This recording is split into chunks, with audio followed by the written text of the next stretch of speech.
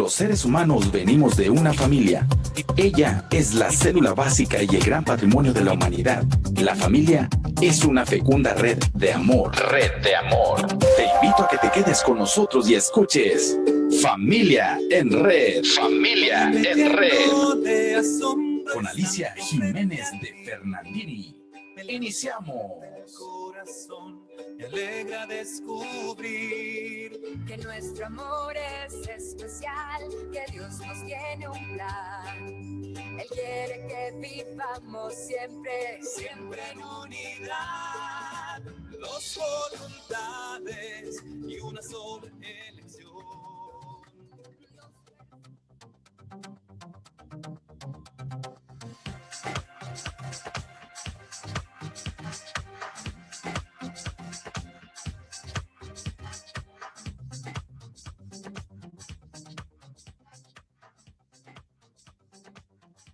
Muy buenas tardes, amigos radioescuchas. Aquí estamos un martes más con su programa Familia en Red a través de Radio TV Haciendo Líderes. No te cansarás de escucharnos. Como todos los martes, pues aquí con un invitado especial, con un tema especial también, siempre relacionado con nuestra familia, relacionado con nuestro entorno. El día de hoy tenemos un invitado de lujo, tenemos un invitado muy, muy especial. Él es el padre Augusto Meloni. El padre Augusto Meloni, aparte de ser sacerdote, él tiene un testimonio muy bonito, ¿no? De conversión, de cómo llega a estar donde está el día de hoy. El padre Meloni es médico de profesión, con maestría, dedicó mucho tiempo a la docencia universitaria, hizo carrera en el Ministerio de Salud y en diversos organismos internacionales, como uno de ellos ha sido la Organización Mundial de la Salud. Él ha ejercido un importante cargo allí como vicepresidente, ha sido miembro del Comité Conjunto de la Organización Mundial de la Salud, también en el Fondo de las Naciones Unidas para la Infancia y el Fondo de Población de las Naciones Unidas para el Desarrollo de Políticas de Salud a nivel global. Y entre estas características, pues, de políticas a nivel internacional, surge una vocación, ¿no? Ya en algún momento el padre, si nos podría compartir un poquito, pero él viene hoy a hablarnos de un tema muy importante y que de repente a nosotros nos ocasiona un poco de confusión o pensamos que son términos aislados. El tema del día de hoy es política y religión. Y para este tema vamos a darle la bienvenida entonces a nuestro invitado, al doctor padre Augusto Meloni. Padre, muy buenos días, gracias por estar aquí. Gracias a ustedes por la invitación, gracias a Alicia, gracias a Radio TV Haciendo Líderes y con mucho gusto de compartir con todos sus televidentes lo que podamos conversar y ojalá sea de su beneficio y de su progreso. Así es, padre, todo lo que usted nos comparta, las reflexiones de esta mañana van a ser muy provechosas para cada una de las familias, cada una de las personas que estamos escuchando. Bien, vamos a hablar hoy día de muchas cosas, ¿no? Todas relacionadas ellas a la política, a la religión y a nosotros como ciudadanos, como cristianos y católicos en referencia a este tema. Pero vamos a hacer un pequeño corte, padre, vamos a darle paso a controles, hacemos un pequeño corte y regresamos inmediatamente.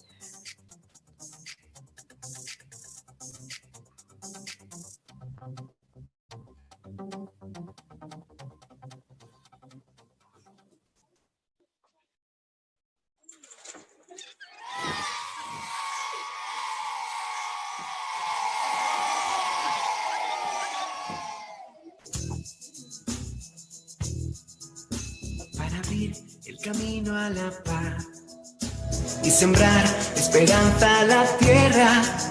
Mírame, basta solo con sonreír. Somos una familia bajo el sol.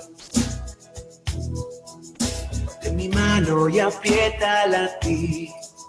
Siente como mis dedos se cierran. Siente cómo se llena tu corazón. Somos una familia bajo el sol. Este es nuestro cantar,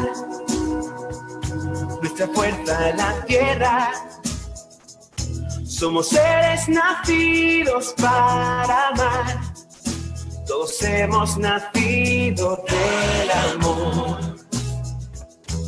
Es la vida el gran don. La vida siempre es bella. Nuestra vida procede del amor. Nuestra vida camina hacia el amor. Para hacer nuestro mundo mejor y llenar de alegría la tierra. ¿Qué color tiene canto del corazón? Somos una familia bajo el sol. Si me miras me siento feliz.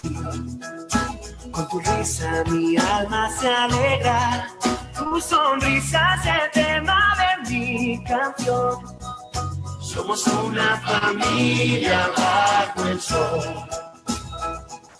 Canta nuestro cantar, que lo sienta la tierra. Nuestra vida procede del amor. Nuestra vida camina hacia el amor. Somos la humanidad que camina y que sueña. Nuestra vida está en manos del amor. Somos una familia bajo el sol. ¿Qué color tiene el canto del corazón?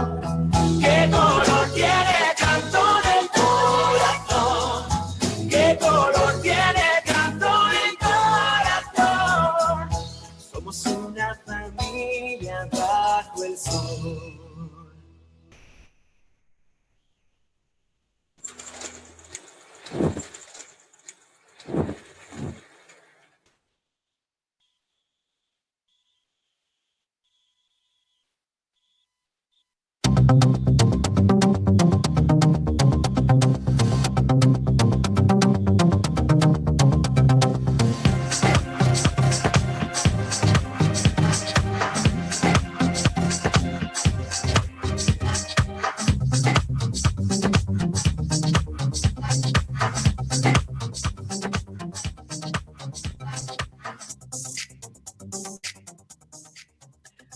Bien, amigos, después de una pequeñísima pausa, estamos aquí de regreso con el padre Augusto Meloni. El tema de hoy, política y religión. Los invitaríamos también a poderse conectar a través del Face, a través de la aplicación del celular, Radio TV Haciendo Líderes, para que nos puedan hacer llegar sus preguntas. Padre, empecemos del principio. A ver, vamos a ver. Entendamos qué significa la palabra política y qué significa la palabra religión, ¿no? Como tal vez cuál se inició primero. Ya, bien. Bueno, lo primero que tenemos que comprender es que el ser humano, la persona humana, viene al mundo en el seno de una familia y nosotros somos seres de relación. Eso significa que estamos llamados a vincularnos con la creación, con las cosas, también con otras personas, inicialmente en el seno de nuestra familia, nuestros padres, nuestros hermanos, los esposos, los cónyuges.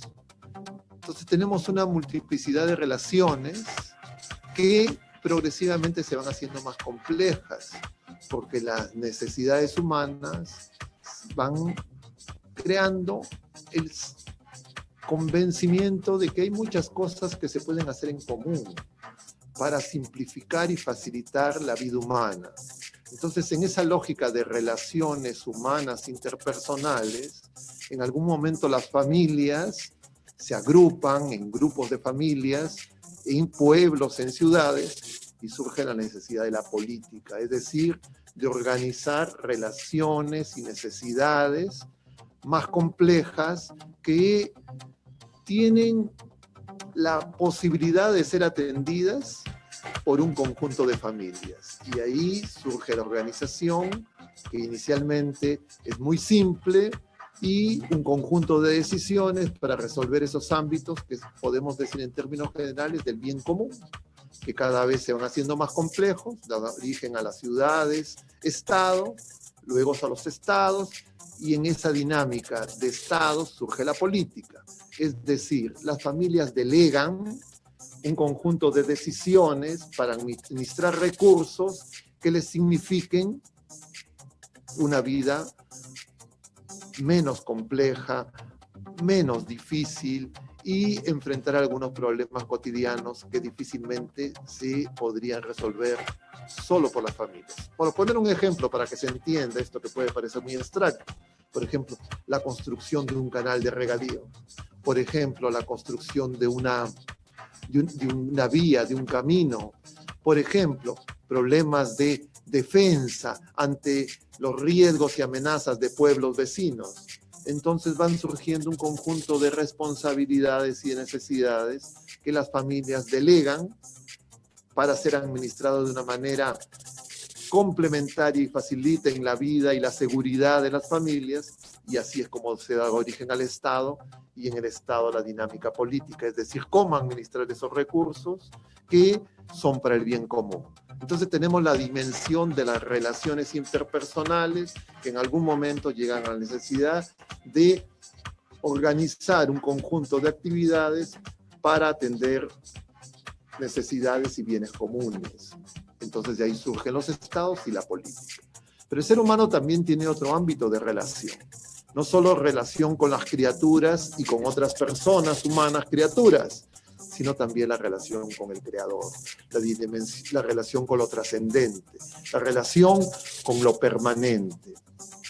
Y es que el ser humano, por ser criatura, está inscrito en su propio ser la necesidad de Dios. Por eso el ser humano también es un ser religioso. Entonces de ahí surge la religión, la necesidad de atender no solo lo inmediato, no solo lo pasajero, sino también lo trascendente, lo permanente.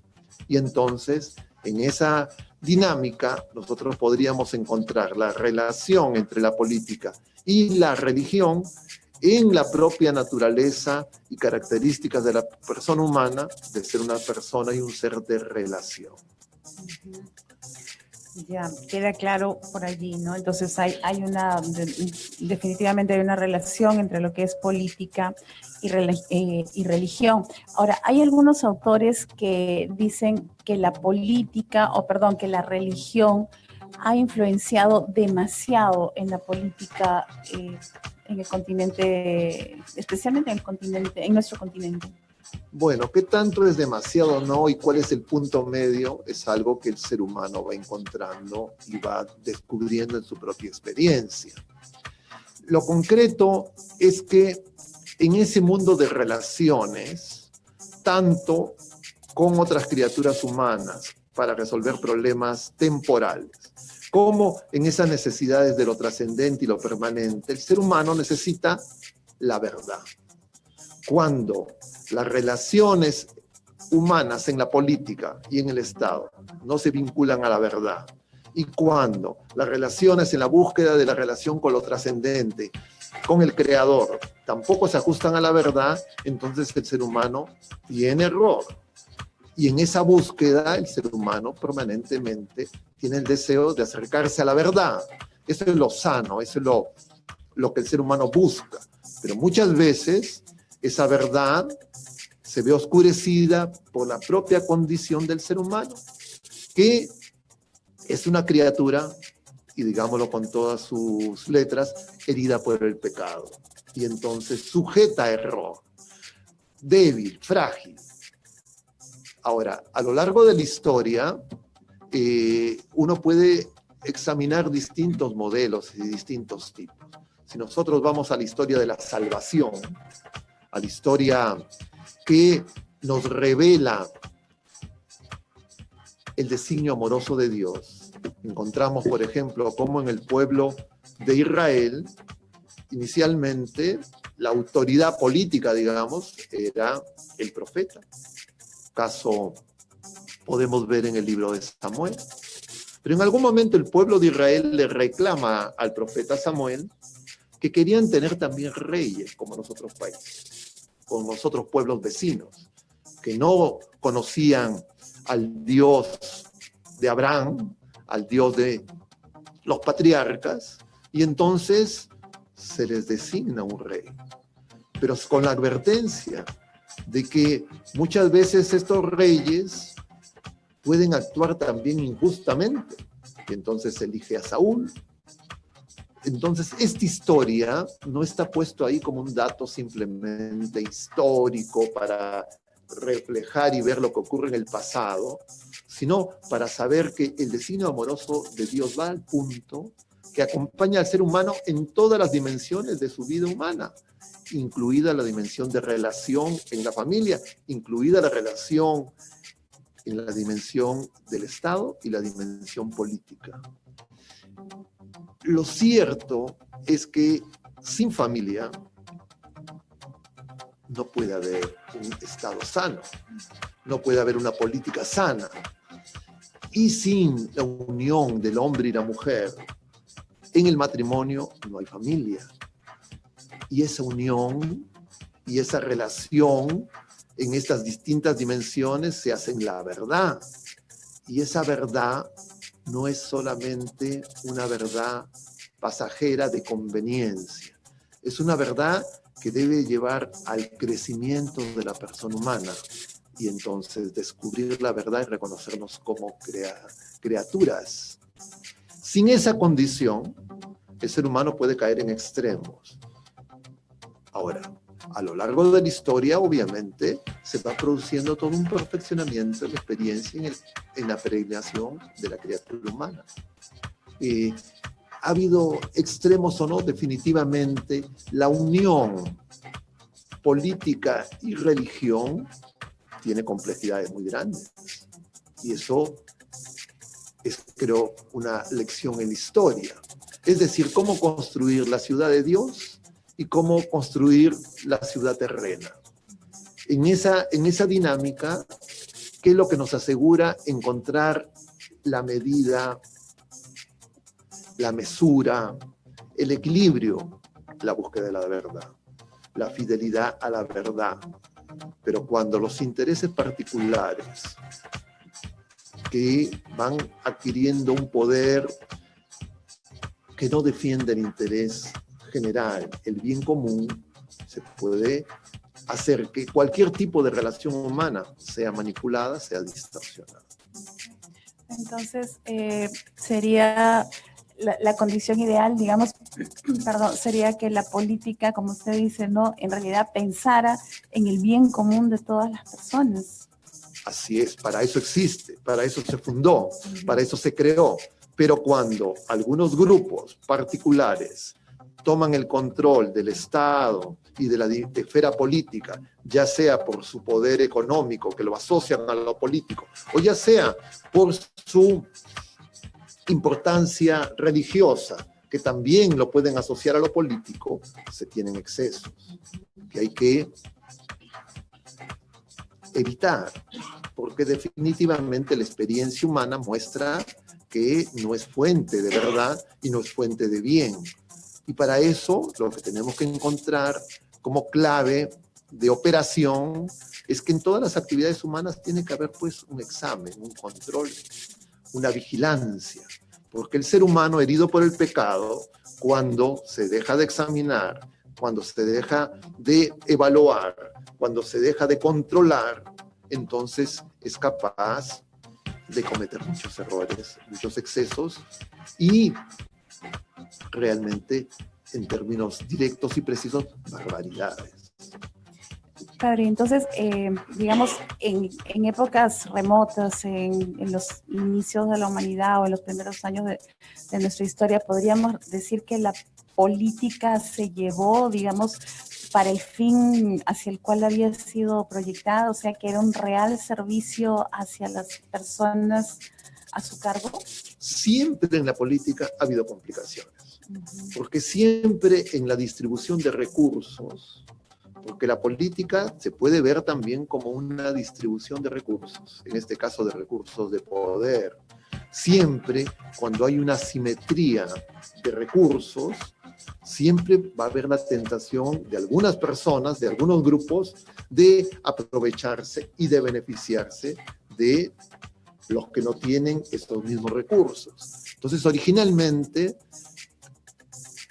los pueblos se organizaban en la lógica de la fuerza para la protección de agresiones externas. Luego aparece ya la dimensión jurídica de establecer un conjunto de normas que puedan arbitrar esas relaciones humanas complejas.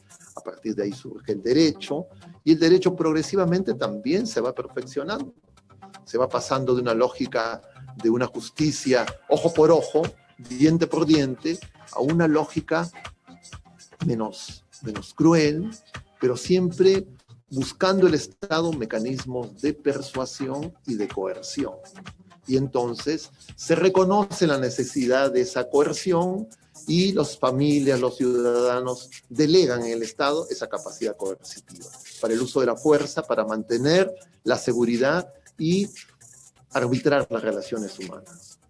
Entonces ahí vendría, digamos, la importancia de que las personas, cualquiera sea la época, sepan elegir a las personas que van a ser sus representantes o tengan algún criterio, alguna característica en común que los haga confiables a las personas. Ahí el asunto es cada vez se ha hecho más complejo, ¿no? Si salimos ya de esta lógica de los estados, ciudad-estados, por ejemplo, en Grecia, y luego a la aparición de los estados-nación y a la dinámica actual de un mundo globalizado, claro, la situación se ha hecho mucho más compleja, pero no solo es el tema de la elección, sino es el tema de la persona, porque si la persona en la que se fundan las familias y que surge en el seno de una familia no está sana, si la familia y la persona no están sanas, la sociedad, el Estado y la política no pueden ser sanas. Entonces, creer que el tema es simplemente de modelos o de sistemas abstractos puede ser un error. No solo se trata de elegir a la mejor persona, pero ¿quién sabe quién es la mejor persona? Entonces, en la política hay dos dinámicas. En español es a veces un poco difícil darnos cuenta de estas dos dinámicas presentes cuando hablamos de política. En inglés, para la palabra política hay dos términos. Policy, que es la propuesta, el plan, el proyecto, el programa, la propuesta política que tiene un contenido técnico, supuestamente fundado en la verdad.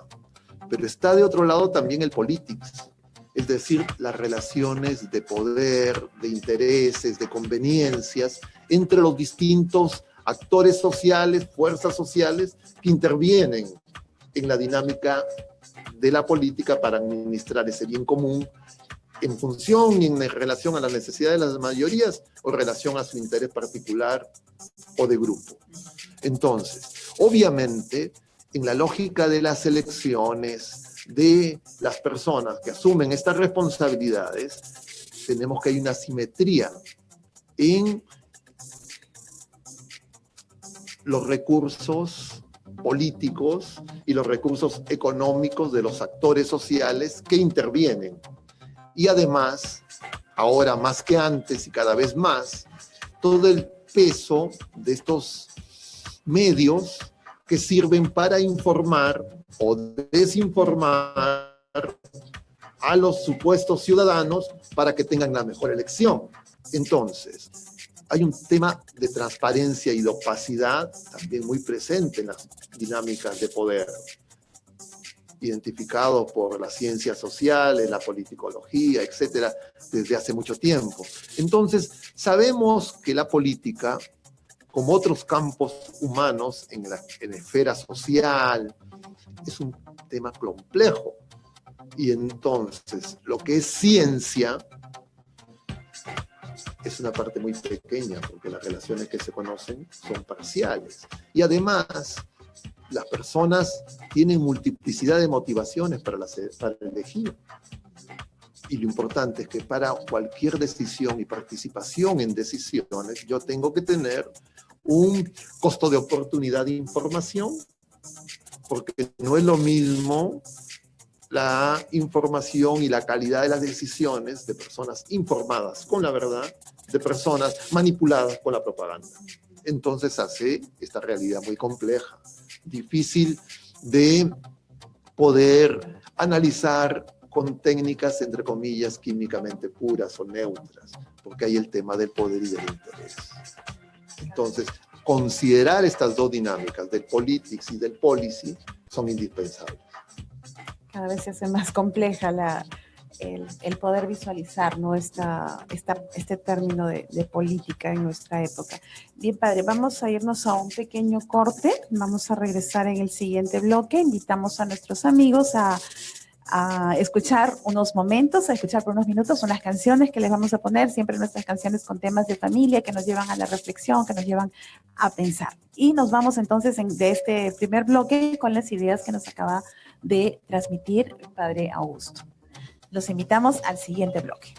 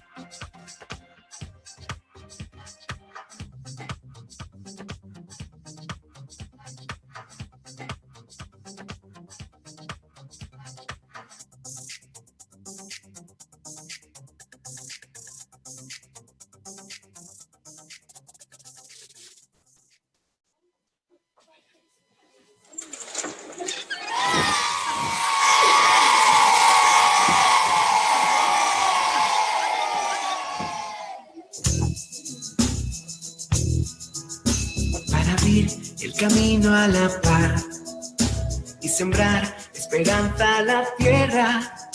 Mírame, basta solo con sonreír. Somos una familia bajo el sol.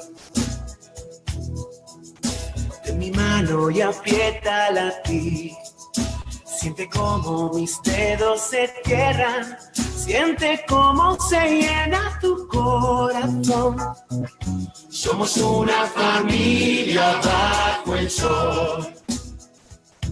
Este es nuestro cantar, nuestra fuerza en la tierra. Somos seres nacidos para amar. Todos hemos nacido del amor. Es la vida el gran don. La vida siempre es bella. Nuestra vida procede del amor.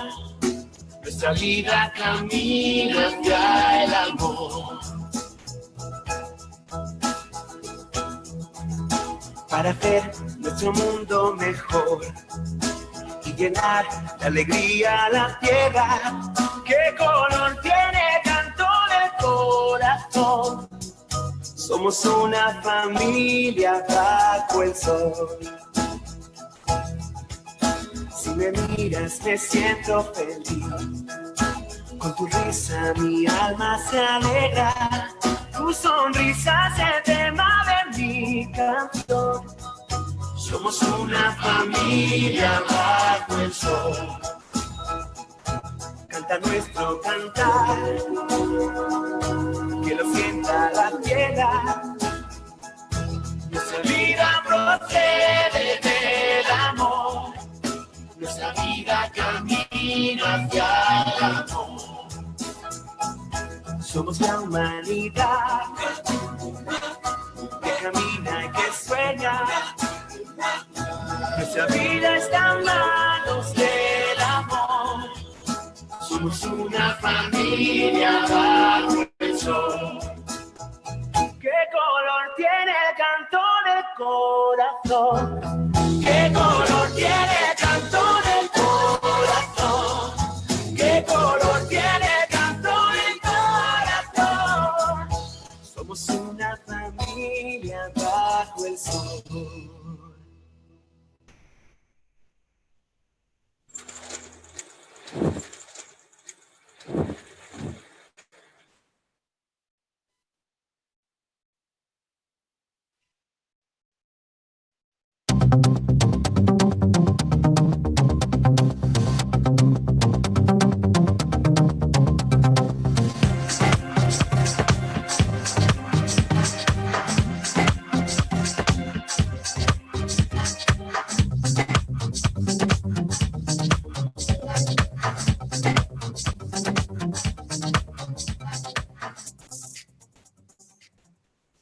Bienvenidos amigos a este siguiente bloque de su programa Familia en Red a través de Radio TV Haciendo Líderes. No te cansarás de escucharnos. Seguimos aquí, continuamos con el padre Augusto Meloni, reflexionando acerca de este importante tema, política y religión. En el primer bloque, bueno, el padre nos ha reflexionado, nos ha ayudado a reflexionar acerca de lo que es, ¿no? ¿Qué es la política? ¿Qué es la religión? Que sí, efectivamente hay una relación entre ambos, ¿no? Y empecemos pues desde el mismo ser humano. Ahora, padre, en cuanto a este ser humano del cual estamos hablando, ¿no? De que está inmerso en esto, en estas definiciones de política y de religión, surgen en su oportunidad organismos internacionales que defienden los derechos humanos, ¿no? El primero de ellos, uno de ellos, bueno, es la ONU. Pero vemos que ahora en la actualidad estos organismos internacionales como que han perdido un poco el rumbo o han desviado, mejor dicho, el rumbo de lo que fue inicialmente su trabajo, ¿no? Que era la defensa de los derechos humanos de las personas. Estamos observando que hay políticas que se quieren imponer a los países. ¿Nos podría comentar acerca de esto? ¿En qué momento estos organismos internacionales de repente redefinen estos términos de derechos humanos para llegar a lo que estamos ahora, hoy en día? Bueno, de manera análoga a como ocurre primero en los Estados-nación, en la organización de estas estructuras jurídicas, institucionales, para preservar el bien común, en algún momento los estados, las naciones, llegan a la convicción de que también hay un conjunto de bienes de naturaleza internacional que tienen que ser regulados y preservados, no por un solo estado, sino por el conjunto de estados, a los que eufemísticamente se le llama comunidad internacional. Pero lo que es cierto es que el actual sistema internacional se funda sobre la base de los resultados de la Segunda Guerra Mundial, que tienen un equilibrio y una estructura de poder particular. Entonces, sobre esa base se crea, después de la Segunda Guerra Mundial, la Organización de las Naciones Unidas y se establecen un conjunto de derechos, entre otras actividades que se asignan a esta organización de naturaleza internacional para tratar de regular la convivencia entre los estados, entre los países. Y surge ahí la idea de los derechos humanos, que ya habían sido anunciados y de alguna manera enunciados desde la Revolución Francesa. Y lo que estamos viendo en los años recientes es que estos derechos humanos se han ido extendiendo, entre comillas, a un conjunto de áreas y campos que exceden no solo la competencia internacional, sino también a la competencia que deberían de tener los estados y que no han sido delegados por las familias, ni a los estados, mucho menos a la esfera internacional. Por ejemplo, ámbitos que tienen que ver con relaciones interpersonales, que tienen que ver con su sexualidad, con la estructura de las familias. Entonces, esto es lo que está dando origen a estos llamados derechos humanos individuales. Ahora, conviene remarcar, para entender la complejidad de esta discusión, como ya habíamos mencionado, que el ser humano es una persona sujeta a error. Entonces, no es suficiente el fundamento tecnológico, no es suficiente el fundamento científico, porque las verdades científicas son provisionales. Se necesita tener en cuenta una dimensión moral de lo que es el bien y de lo que es el mal.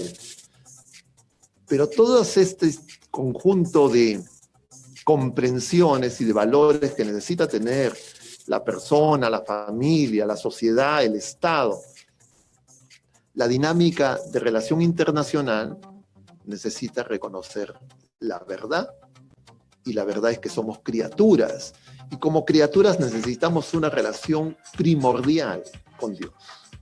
Si yo no me reconozco primero hijo de Dios, si no me reconozco primero en mi relación primordial con Dios, ¿sobre qué fundo las otras relaciones?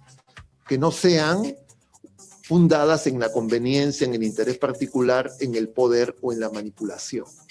¿Dónde está el bien supremo que hace que la construcción del bien común no se disperse en un conjunto de iniciativas que se concentren en los medios y no en los fines? Entonces tenemos esta situación de que, entre comillas, supuestos fines justifican cualquier medio. Entonces, en este proceso y en esta dinámica de humanización hay que tener en cuenta el fin, el proceso y los medios. Y estos no pueden ser ajenos a la verdad. Entonces, lo que estamos presenciando al presente es que el sistema de Naciones Unidas, que está formado por los estados miembros de Naciones Unidas, pero en la estructura misma del sistema de Naciones Unidas hay un Consejo de Seguridad y hay estados que son miembros permanentes de ese Consejo de Seguridad. ¿Y quiénes son esos estados? Los vencedores de la Segunda Guerra Mundial, que tienen capacidad de veto.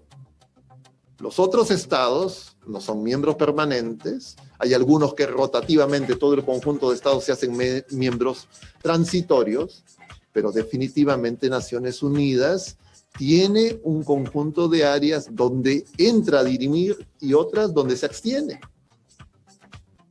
¿Por qué se abstiene? Porque los intereses de los principales contribuyentes económicos, fundadores del sistema de Naciones Unidas, estrategias nacionales y de los intereses económicos de sus estados, conviene o no conviene.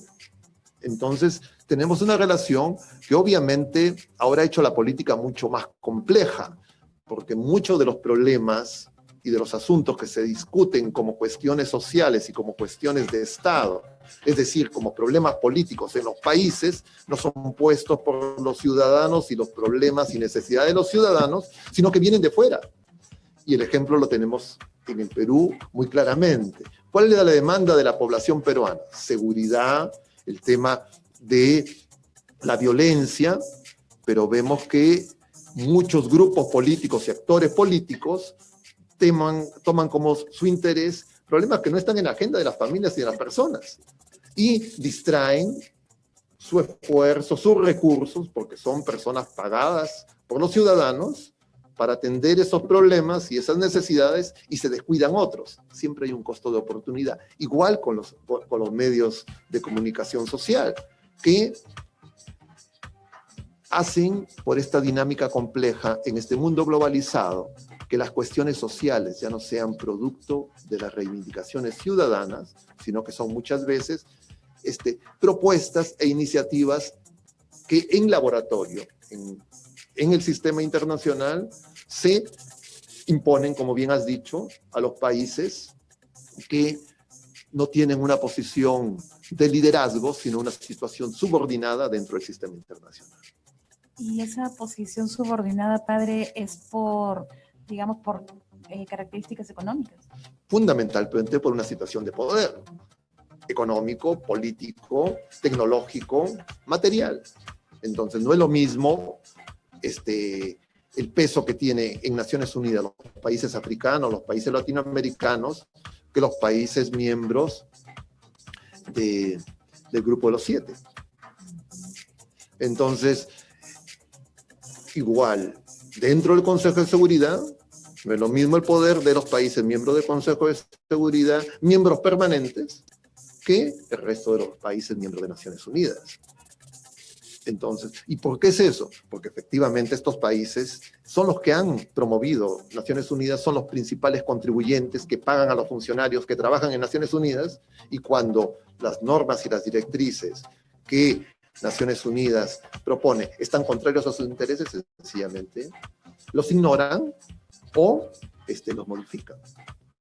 Entonces, no podemos tener una visión de lo internacional como la que algunas personas quieren inculcar equivocadamente en las realidades nacionales, ¿no? Que bueno, que lo que se dice internacionalmente ya es regla escrita sobre piedra, y que bueno, si se dijo en algún foro internacional ya es verdad. No es así, porque hay que transparentar a qué intereses y a quiénes benefician esas decisiones. Es decir, avanzar en el análisis de esas políticas y no simplemente guiarnos por el poder y la fuerza de quien emite esas orientaciones. Entonces, sino a quién benefician finalmente. Entonces, esas políticas, digamos, que vienen de fuera, ¿no? Esas imposiciones, no tendríamos por qué aceptarlas como realidades jurídicas o leyes o cuestiones legales impuestas en nuestro país. Por supuesto, todo el sistema de Naciones Unidas no es vinculante. Es decir, las normas, las resoluciones, las recomendaciones en Naciones Unidas, en UNESCO, en la OMS, en cualquier organismo, parte del sistema de Naciones Unidas, no tienen la fuerza de una ley aprobada por las autoridades legítimamente elegidas dentro de los estados.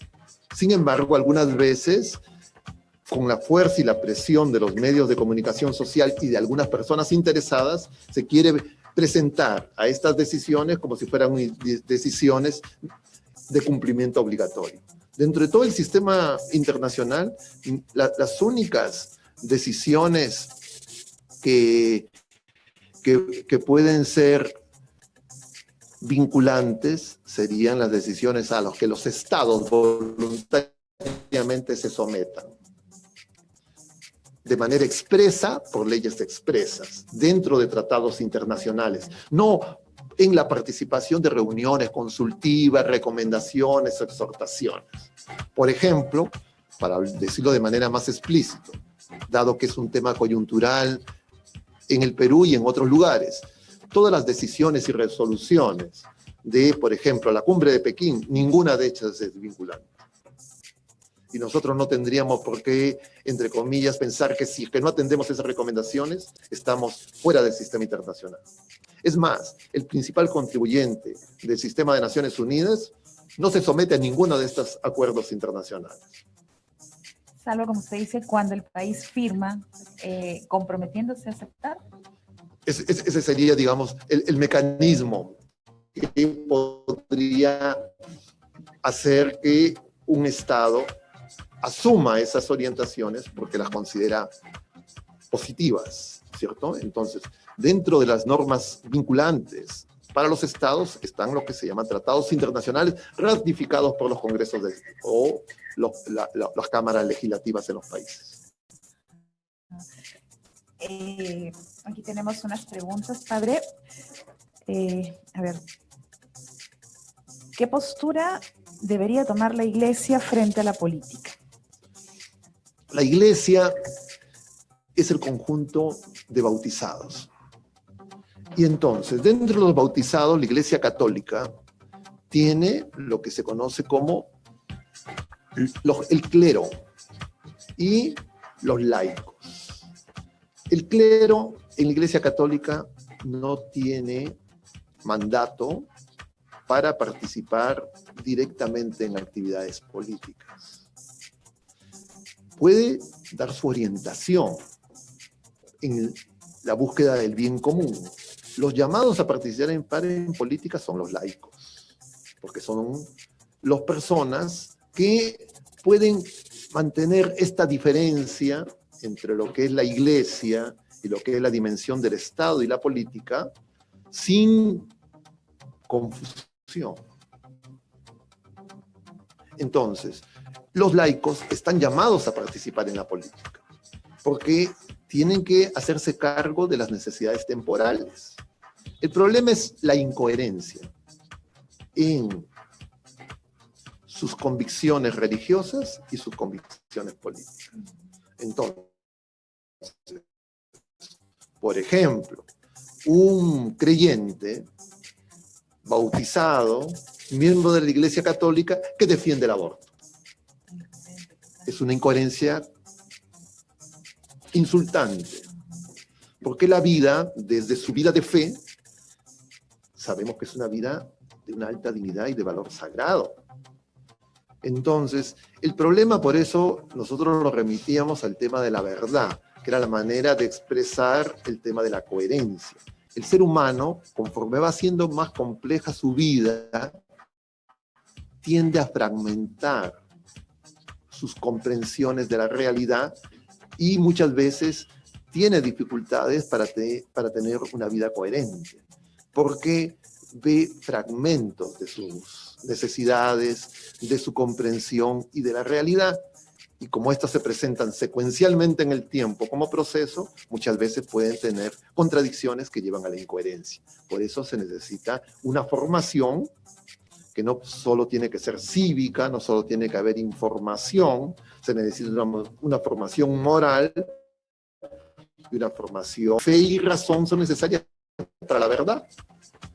Pero ahora lo que vemos es un conjunto de mensajes desde los medios de comunicación y de los grupos interesados de hacer creer a los creyentes que sus convicciones de fe son negativas, son contraproducentes, no iluminan su razón, sino al contrario, harían que parecería que son más inteligentes, más razonables, más racionales. Las personas que tienen una visión incompleta de la criatura humana, es decir, como una criatura plenamente autónoma, sin ninguna vinculación con lo trascendente, que una persona de fe. Entonces, por eso, lo que estamos es en un empobrecimiento de la visión de lo que es la persona, de lo que es la familia. Y ante esa agresión y empobrecimiento, porque los estados no preservan y no conservan a la familia, no se dan cuenta que atentan dramáticamente contra la sociedad y contra los propios estados. ¿Por qué lo hacen? Por la búsqueda de un interés inmediato. Aquí tenemos dos preguntas que las vamos a dejar para el siguiente bloque, pero para cerrar con respecto a lo de políticas internacionales, ¿nos podría hablar algo acerca del nuevo orden mundial? Bueno, este es un término que se utiliza para tratar de englobar lo que serían las intenciones de los grupos de poder factual que no tienen un mandato legítimo para tomar decisiones en nombre de la población, dentro de los estados y menos en la esfera internacional. Entonces, no hay evidencia material, documental, de que exista un grupo constituido con estas intenciones, pero hay indicios de que justamente en las incoherencias de las sociedades y de los estados, hace ver que muchas veces no están respondiendo el Estado a la sociedad, sino lo que están respondiendo a intereses particulares. Y entonces se ve que muchas veces esos intereses particulares son los que tienen mayor capacidad explicativa para dar cuenta de las decisiones y de la orientación de los recursos y de las decisiones políticas que se toman en la esfera internacional y en la esfera nacional. Entonces a eso se le ha llamado nuevo orden mundial. ¿Qué implica eso? No está muy claro. Lo que nosotros sabemos es que se está produciendo todo un cambio cultural muy profundo, ligado al cambio económico que se produjo luego de la caída del muro de Berlín y del colapso del sistema socialista soviético hacia fines de la década de los 80, inicio de los 90. Y entonces, aceleradamente, luego de esta homogenización de naturaleza política y luego de esta homogenización del sistema institucional, de regímenes de carácter democrático, se está produciendo un cambio en la dimensión social, para los cuales los estados no tienen mandato, pero que sin embargo están normando en campos que son propios de la persona y de la familia. Y entonces, muchos hablan por eso de una reingeniería social, como la tercera etapa de las reformas. Más allá de las económicas, más allá de las institucionales, estaríamos en una etapa de una reingeniería social, y algunos hablan incluso de una reingeniería de la persona humana y de la naturaleza humana vía la tecnología.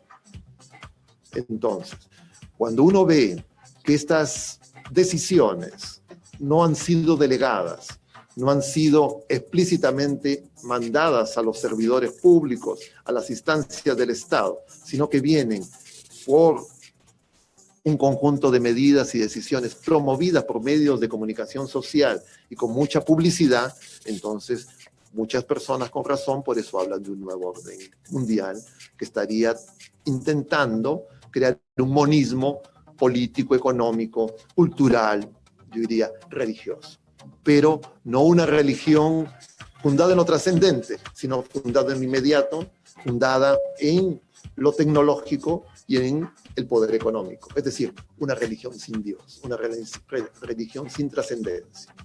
Entonces, es una reducción de la condición de la persona humana. Así es. Bien, padre, vamos a irnos a un último corte. Vamos a tomarnos unos 4 minutos y regresamos con el último bloque. Han quedado 2 preguntas pendientes que han mandado los radioescuchas que se las vamos a hacer en el próximo bloque para que las pueda responder. Bueno, ojalá que podamos ayudar. Bueno. Gracias, padre. Bien, nos vemos en unos minutos entonces, amigos. No se muevan de la sintonía.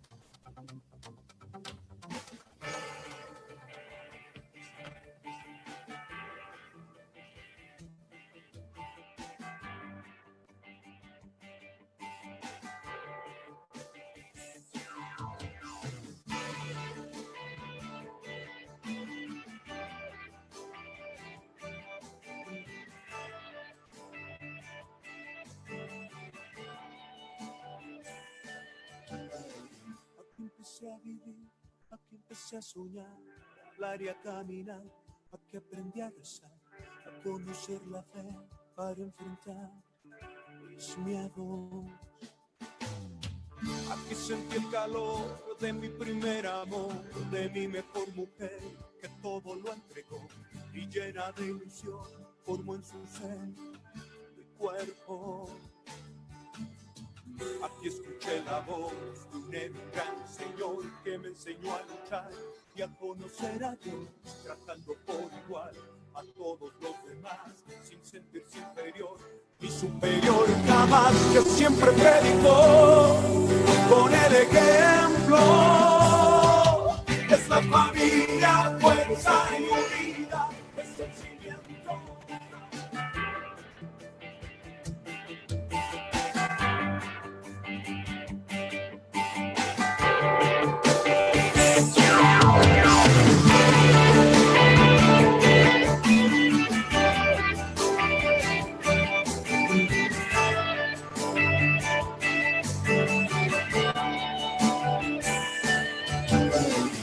Empecé a vivir, aquí empecé a soñar, a hablar y a caminar, aquí aprendí a rezar, a conocer la fe para enfrentar mis miedos. Aquí sentí el calor de mi primer amor, de mi mejor mujer, que todo lo entregó y llena de ilusión, formó en su ser mi cuerpo. Aquí escuché la voz de un gran Señor que me enseñó a luchar y a conocer a Dios, tratando por igual a todos los demás, sin sentirse inferior ni superior jamás, que siempre predicó con el ejemplo. Es la familia, fuerza y unidad, es el cimiento de la humanidad, es nuestra sangre que continuará un nuevo tiempo. Es ese amor que es incondicional, frente a la calma o a la tempestad, el equilibrio simple y natural del universo.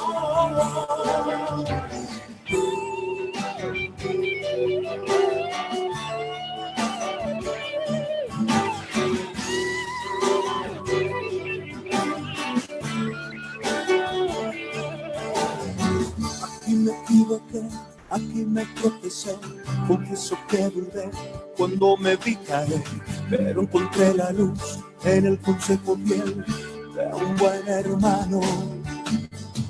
Así me superé y me recuperé, me pude levantar y supe continuar. Abrí mi corazón y me llené de amor, dejé el pasado atrás y me volví a inventar, porque mi Dios jamás me ha abandonado. Es la familia, fuerza y unidad, es el cimiento de la humanidad, es nuestra sangre que continuará un nuevo tiempo. Es ese amor que es incondicional, frente a la calma o a la tempestad, el equilibrio simple y natural del universo. Es la familia, fuerza y unidad, es el cimiento de la humanidad, es nuestra sangre que continuará un nuevo tiempo. Es ese amor que es incondicional, frente a la calma o a la tempestad, el equilibrio simple y natural del universo. Es la familia, fuerza y unidad, es el cimiento de la humanidad, es nuestra sangre que continuará un nuevo tiempo. Es ese amor que es incondicional, frente a la calma o a la tempestad, el equilibrio simple y natural del universo.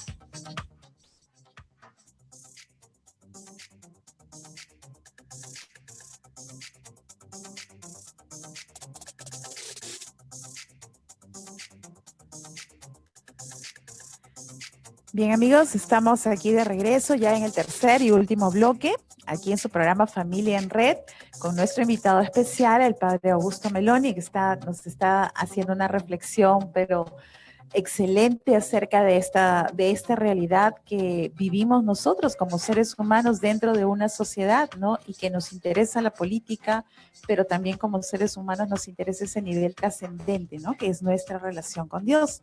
Y hemos visto, pues, que el Padre nos ha explicado muy bien que estos términos en realidad tienen una relación. Bueno, queríamos iniciar este bloque, Padre, respondiendo a las preguntas que nos han hecho llegar nuestros oyentes. Una de ellas es, ¿debería estar separada la política de la religión? Y la otra, ¿cuál fue la relación entre Jesús y la política? A ver, las preguntas son muy interesantes, yo creo que muy pertinentes, porque son temas a los que se recurre con mucha frecuencia. En relación a la religión y la política, ¿cuál es la relación que debería haber entre religión y política? La Iglesia ahí tiene una posición clara. O sea, la Iglesia, en tanto clero, no participa directamente en el politics, en la dinámica política. Pero la Iglesia, en tanto maestra de humanidad, ayuda a las personas que los quieren escuchar a fin de preservar el bien común. Y el bien común no solo es de naturaleza temporal, sino también hay bien común trascendente. Entonces la Iglesia, en cuanto a su jerarquía, preserva el bien trascendente y el bien común, ayudando a los actores y decisores políticos para que vivan en la verdad. Pero quienes están llamados a una participación activa en la formulación de propuestas políticas en el policy y en el politics son laicos, que son parte de la Iglesia.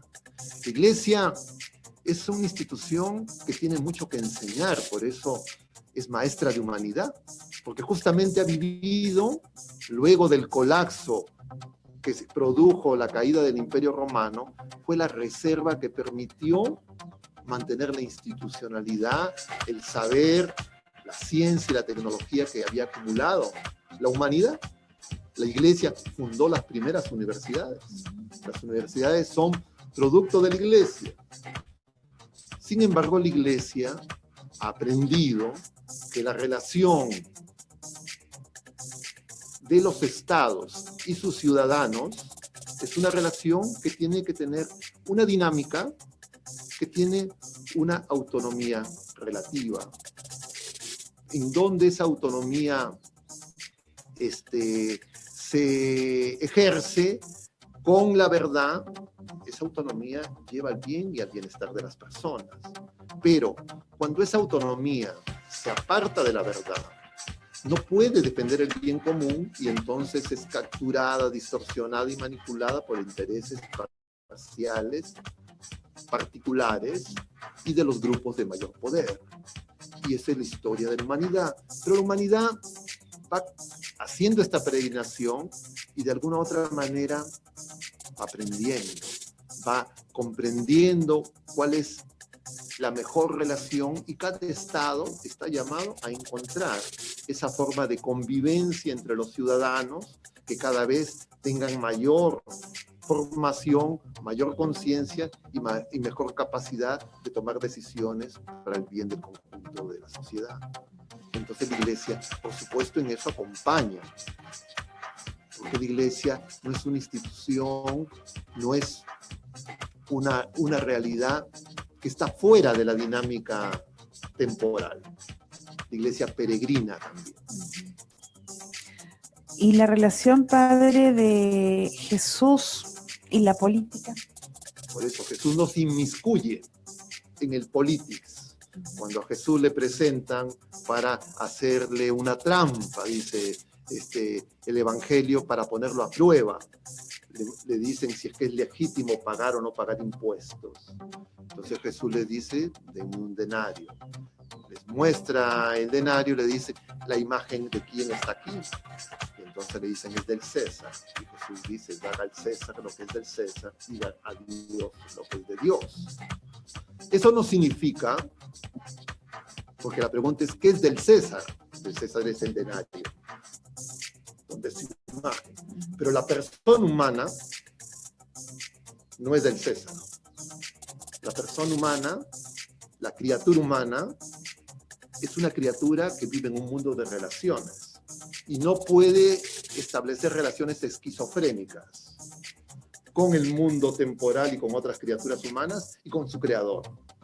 Y cuando algunas personas pretenden amputar la relación trascendente de la criatura humana, atentan contra la persona humana y le impiden crecer en ese perfeccionamiento para alcanzar los bienes presentes y los bienes eternos. Entonces, en otras palabras, la Iglesia no se inmiscuye en la dinámica del politics, pero la Iglesia exhorta, la Iglesia enseña. ¿A quién? A los fieles, para que los fieles puedan discernir, porque comprende la Iglesia que la información que le ofrece el mundo es una información asimétrica, incompleta, muchas veces parcial, muchas veces falsa. Bien, hemos respondido el padre ha respondido a las preguntas que nos han hecho llegar nuestros oyentes. Muchísimas gracias. Padre, hay dos términos también que se están utilizando mucho en nuestro medio. El término, muchos dicen, somos un Estado laico. ¿Somos un Estado laico o un Estado laicista? Justamente, en ese afán de grupos interesados, de no encontrar la verdad, sino verdades parciales, incompletas, y como nosotros sabemos, una media verdad es una mentira. es un engaño, entonces quisieran que no existe una voz que recuerde que somos criaturas, que recuerde que no solo hay bienes pasajeros, que recuerde que hay bienes trascendentes, que recuerde que somos criaturas dañadas por el pecado y sujetas a error, que recuerde que hay bienes que no se pueden negociar ni comercializar, como es el bien de la persona humana, desde su concepción hasta su término natural. Entonces, cuando estos grupos ven que sus propuestas van a ser recusadas, apelando no a la fuerza, no a la coerción, sino a la razón, entonces estos grupos quisieran amordazar a las propuestas y a las iniciativas que les son contrarias. En otras palabras, quieren fundar una verdad absoluta sobre la experiencia parcial de intereses particulares y sin conectarlos con el bien, con la moral. En otras palabras, quieren una religión laica. Entonces, obviamente, son los nuevos predicadores de los que nos advierte el Evangelio. Cuidado con esos falsos profetas que predican muchas veces en los medios de comunicación de masas, mañana, tarde y noche, con una serie de mensajes que son contrarios a la verdad, sin ningún filtro, sin ningún control, sin ningún prurito. Y sin embargo, cuando la Iglesia habla de defender la vida, defender la familia, inmediatamente dice, no, esa decisión es laica. Por supuesto, es laica en el sentido de que la decisión la toma el Congreso de la República, en el caso del Perú, las autoridades legítimamente elegidas en el Ejecutivo, el sistema judicial, etc. En ese sentido es laico, pero eso no significa que la Iglesia no tiene una voz que dar, una palabra y una recomendación que dar, y que los miembros de la Iglesia, los laicos comprometidos, que muchas veces son los que ejercen las responsabilidades en estas instancias, cuando decidan, tengan en cuenta el conjunto de la realidad y no solo realidades particulares, intereses inmediatos. Gracias, padre. Entonces, los católicos, los cristianos, sí tenemos entonces esta responsabilidad de participar en nuestra vida política, en nuestra vida social. A veces se nos acusa de fundamentalistas, no, tú eres, tú tienes tal denominación religiosa, entonces tú no te metas en política porque tú estás influenciada por tu religión. A veces nos dicen eso. Claro, es que estas personas se olvidan que no somos un Estado ateo. Nosotros no somos un Estado ateo ni un Estado agnóstico. Y es más, las propias leyes peruanas, la propia Constitución peruana en el artículo 50 reconoce explícitamente el papel fundamental que ha tenido la Iglesia en la formación de la nación y de la cultura peruana, y también el de otras visiones religiosas en un clima de libertad religiosa. Entonces, no hay que asustarse de esa monserga que se repite con frecuencia, que trata de arrinconar a los creyentes, haciéndoles avergonzarse de su fe, porque la fe ilumina la razón. El tener un análisis sobre la realidad desde la fe no oscurece el análisis de la realidad, lo enriquece. Al contrario, una persona que no tiene una visión de fe va a tener solamente una visión pragmática, inmediatista, utilitarista. Y eso es lo que estamos viendo en la experiencia internacional y en la experiencia nacional también. Es lo que nos quieren hacer vivir en esta época. Bien, padre, el tiempo se nos ha agotado. Le damos las gracias a los amigos que nos han enviado sus preguntas, que han estado en la sintonía. Para cerrar este último bloque, padre, quisiéramos que usted se dirija a las personas que nos están escuchando y de repente a las que no también, porque el programa queda grabado, ¿no? A veces a lo largo del día también se van conectando personas y tienen la posibilidad de escucharlo. ¿Qué nos diría a nuestra población peruana, a nuestros compatriotas cristianos, católicos, con respecto a este compromiso que tenemos con nuestro país? Yo les agradezco en primer lugar a ustedes por la invitación y a todos los que por estos medios puedan alcanzar a vernos y escucharnos, decirles que no nos olvidemos quiénes somos. Nosotros no somos algo, nosotros somos personas con la más alta dignidad, personas que estamos llamados a vivir la plenitud de la vida humana que se nos ha manifestado en Jesucristo, que es quien le revela a la criatura humana quién es. Nosotros no podemos alcanzar a comprender quién somos, sino solo es de cara a Cristo Jesús. Como nos decía el Concilio Vaticano II en la Constitución Gaudium et Spes, Cristo le revela al hombre quién es el hombre, el misterio de la criatura humana. Y entonces, demos gracias por la fe, demos gracias por haber recibido ese don tan grande, pero ese don implica responsabilidad. Y estamos viviendo en un mundo y en un tiempo de tinieblas, de error, pero nosotros no estamos aquí para adecuarnos a esos errores, sino para el contrario, inclusive, de repente siendo incómodos, poder iluminar a las personas que viven en el error, en el pecado y la ignorancia, para que comprendan que por responsabilidad y por amor nos dirigimos a ellos, porque justamente queremos su bien, porque queremos su felicidad. El ser humano se realiza en el amor, pero no el amor como el mundo adultera. Dios es amor. El ser humano por eso, como ser y criatura de relación, encuentra y es redimido en sus relaciones humanas y con el mundo, contemplando el misterio de la relación de amor que es Dios mismo. Comunión de amor, un solo Dios y tres personas. Igual la familia, igual nosotros. Y el amor y la verdad son inseparables. Por eso, ánimo, no nos desanimemos, no pensemos que esto es una situación de resignación y de acomodarse a estos mensajes que se ametrallan a través de los medios masivos de comunicación, sino al contrario, llenos de optimismo, sepamos que estamos llamados a anunciar la verdad, a anunciar la buena noticia, a anunciar el Evangelio, a anunciar a Jesucristo vivo y resucitado. Y Jesucristo resucitado conserva las llagas, las heridas que el ser humano le inflige al cuerpo de Cristo por la ignorancia y el pecado. Así que les doy mi bendición y los animo a que tengan un buen día y una familia a la que cuiden, una fe a la que defiendan y que den testimonio de ella. Muchas gracias. Muchísimas gracias por sus palabras, Padre Augusto.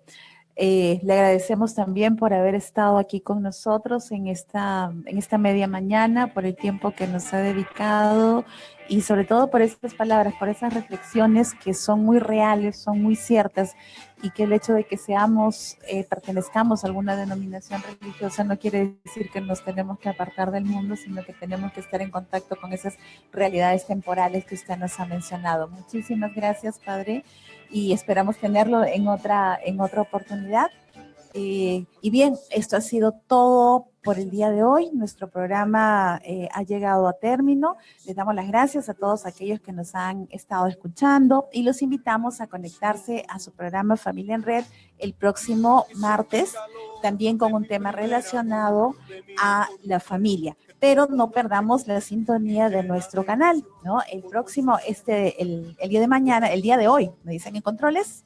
El día de mañana tenemos el programa central también con nuestro director, el coach Arturo Reyes. No se pierdan la sintonía de este programa.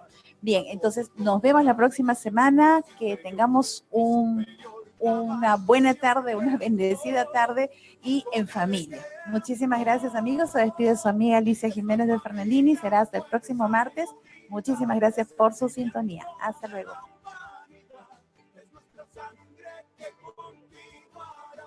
Ay, gracias. Respiramos. Ese amor que es incondicional, frente a la calma o a la tempestad, el equilibrio simple y natural del universo.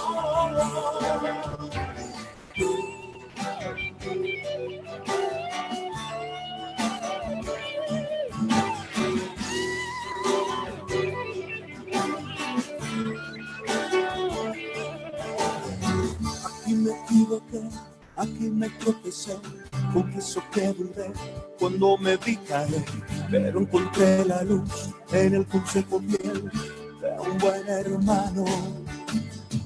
Así me superé y me recuperé, me pude levantar y supe continuar. Abrí mi corazón y me llené de amor, dejé el pasado atrás y me volví a inventar, porque mi Dios jamás me ha abandonado. Es la familia, fuerza y unida, es el cimiento de la humanidad, es nuestra sangre que continuará un nuevo tiempo. Es ese amor que es incondicional, frente a la calma o a la tempestad, el equilibrio simple y natural del universo. Es la familia, fuerza y unida, es el cimiento de la humanidad, es nuestra sangre que continuará un nuevo tiempo. Es ese amor que es incondicional, frente a la calma o a la tempestad, el equilibrio simple y natural del universo. Es la familia, fuerza y unida, es el cimiento de la humanidad, es nuestra sangre que continuará un nuevo tiempo. Es ese amor que es incondicional, frente a la calma o a la tempestad, el equilibrio simple y natural